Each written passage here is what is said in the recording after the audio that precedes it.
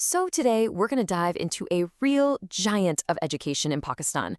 This is an institution that's actively shaping the intellectual and economic landscape of an entire region, Bahauddin Zakariya University, or as most people call it, BZU. I want you to just think about a single number for a second, 40,000. It's a big number, for sure, but what does it actually represent? You got it. 40,000 isn't the population of a town. Well, it is, but in this case, it's the student body of BZU. We're talking about an academic institution that's literally the size of a small city, all focused on learning, research, and growth. So how do we even begin to unpack all of this? Well, here's our game plan. We're going to look at BZU's massive scale, then dive into the universe of academic options it offers.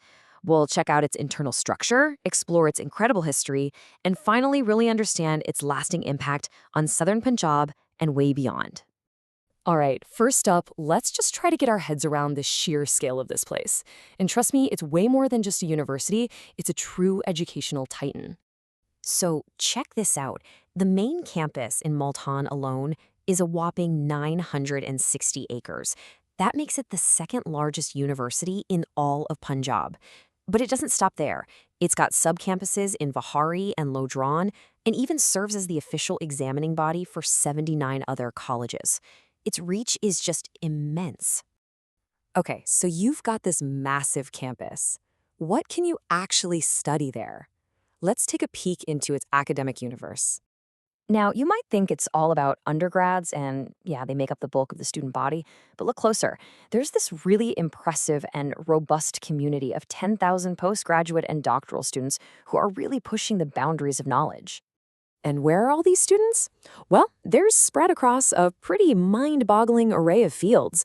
We're talking 10 different faculties that cover pretty much everything, from arts and social sciences to fields that are absolutely vital for the region, like agriculture, engineering, and veterinary sciences. It's a complete academic ecosystem. And it gets even more specific. Within those big faculties, you've got over 80 academic departments. So what does that mean for a student? It means you can choose from more than 150 different programs, all the way from a bachelor's degree to a PhD. The level of specialization is just incredible. Okay, but how on earth do you manage an organization this big? You need a really clear, solid framework. So let's take a look at how BZU is actually structured. So before we get into the who's who, we need to quickly talk about something called the Basic Pay Scale, or BPS. It's actually pretty straightforward. It's just a standardized government system that assigns a grade to all public employees, which shows their rank and seniority. Right, so that BPS system we just talked about, it lays out the leadership structure perfectly. At the very top, you have the chancellor, which is a ceremonial role held by the governor of Punjab. But the person really running the show day to day is the vice chancellor, a top-tier BPS 22 officer. And right below them, you have the deans and department heads. It's a clear hierarchy that's built to handle all that complexity. But, a place this massive doesn't just pop up out of nowhere. The journey from its humble beginnings, well, that's one of the coolest parts of its story. Just look at this comparison. Back in 1975, it kicked off as Multan University, literally operating out of rented buildings with just 8 departments. Now, fast forward to today, a globally known name, that huge 960-acre campus, and over 10 times the number of departments. The transformation is just astounding. So what were the big moments that sparked all this growth? Well, after it was founded in 75, a really huge moment came in 1979 when it was renamed to honor the revered Sufi saint, Bahauddin Zakariya. That really embedded it deep in the cultural fabric of Multan. And that was followed by some really fast expansion in the 80s and 90s, especially with new faculties like agriculture and engineering that were so important for the local economy. Okay, so we've talked about the size, the courses, the history, but why does any of this really matter? What's the actual real-world impact of this educational giant?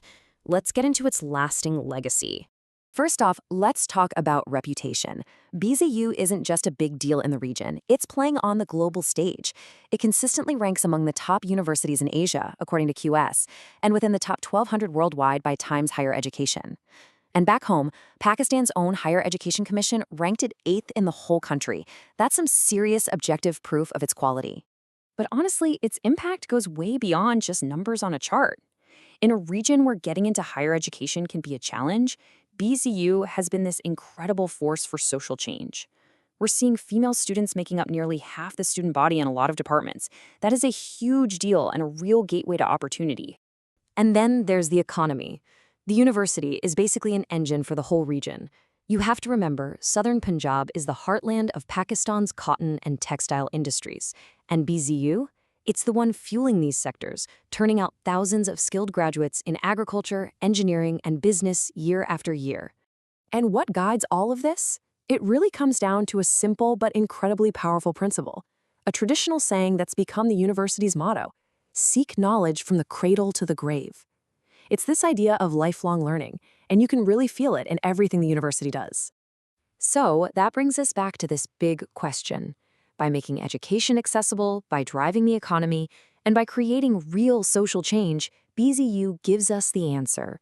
It shows us exactly how one single university can become the literal beating heart that shapes the future of an entire region.